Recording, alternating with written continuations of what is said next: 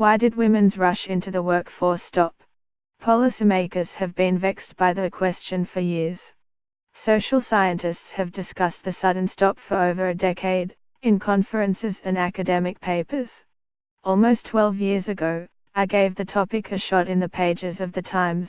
Why, after a 5-decade rise, did the labor force participation of women in the prime working years stall around the turn of the century?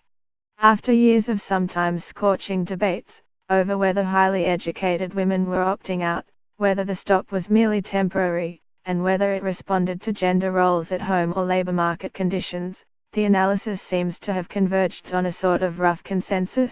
Caring for children, overwhelmingly a woman's task, ultimately took its toll. Caring for children is, to be sure, a formidable barrier to women's work.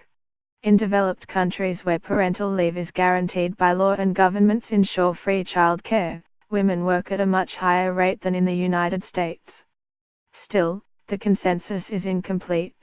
It misses perhaps the most significant impediment to women's continued engagement in the labor market, one that is getting tougher with each passing year: aging. Focused laser-like on child care, we haven't noticed that the United States is walking into an elder care crisis. Today almost 15% of the American population has reached the official retirement age, according to figures from the United Nations. That is about 2 percentage points higher than at its previous peak in 1995, just a few years before the labor supply of women in the prime working years, 25 to 54 years old, reached a plateau. It means that for every 4 Americans of working age, there is one of retirement age, the World Bank says.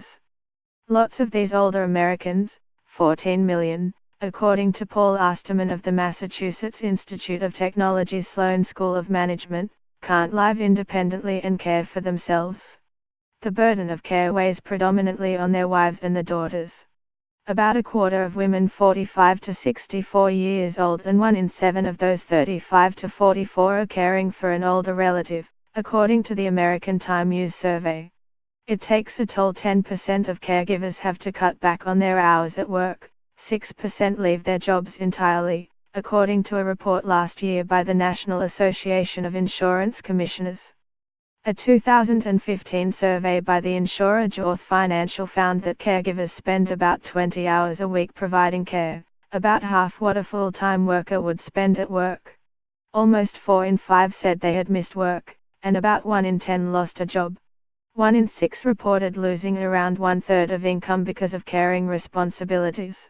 Sean Full of the State University of New York at Buffalo and Kathleen McGarry of the University of California, Los Angeles, tracked women in their early 50s to their early 60s for 20 years.